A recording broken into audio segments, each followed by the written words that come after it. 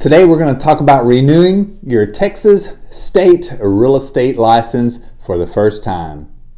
Coming up.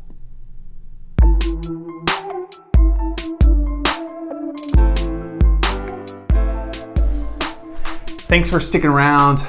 Today I wanted to talk to you about renewing your real estate license here in the state of Texas. To kind of give you a background about me, Bubba Thompson, Homes by Laney Real Estate Group. I'm a sales agent here. I got my first license back in June of 2016. So obviously this year I just had my first renewal at 2 years. You know, I started out part-time for about 6 months, had a full-time job, did real estate on the side pretty much, and then I got business right off the bat and started selling real estate fairly quickly.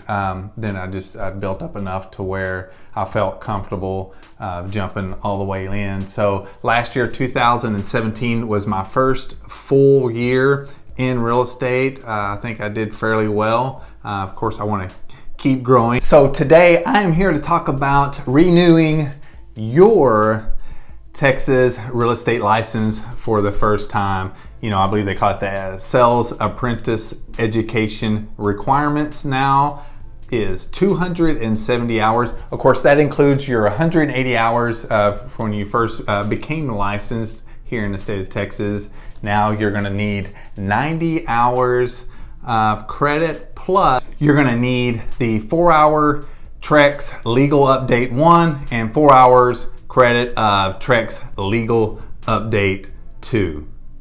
Okay, so what does all that mean? So basically, if you're renewing your license, you've got the 30-hour credits per course, so 30, 60, 90. All right, so to be able to pass these tests, you have to log in or go sit in front of a proctor, someone that has to monitor you during all your testing. But get this, here's what I didn't know. You know, I didn't know that when I was taking my test, or not actually taking my test, but when I was studying for my exams, I had to have seat time. Yeah, seat time. So you can't just go through, know it, and then take your practice exams and then go on to your proctor for your final exams. You have to have seat time. Effective September 1st, 2017, the new Trec guideline requirements came out, and the students now have to have a proctor present when testing for 30-hour qualifying education courses. So what does it mean to have a proctor for your exams? Okay, so you've taken all your quizzes, you've passed your practice exams, you're rocking and rolling. Now you've got to log in and have a proctor monitor you while you're taking your final exam. So I just did this about a week or two ago, so I know exactly what this is all about. So you want to make sure you have a government ID, you know, driver's license,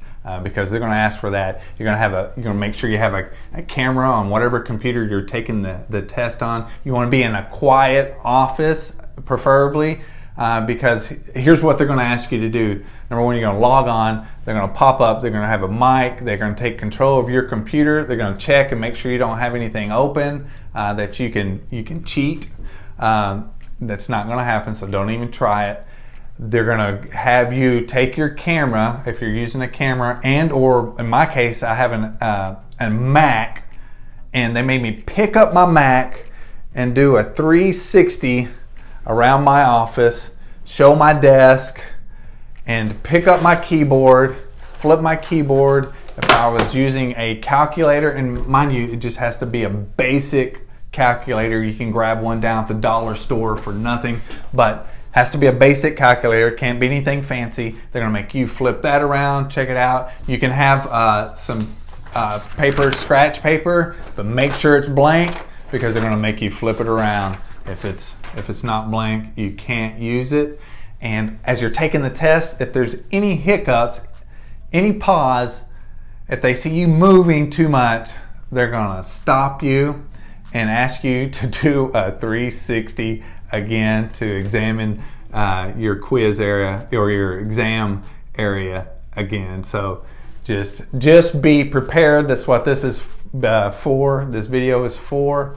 Be prepared to take this test, because it's not like it used to be. You know, I've talked to some other agents, I've talked to my broker, and they're all just like, say what? Yeah. So since September 1st, 2017, the game has changed. So be ready, be prepared. I'm just letting you all know that you cannot just breeze through this. You're gonna have to sit down, put in some time, minimum 75 hours, and get those tests done. Study, study, study, because you have 2 chances to pass your final exams per course in the state of Texas.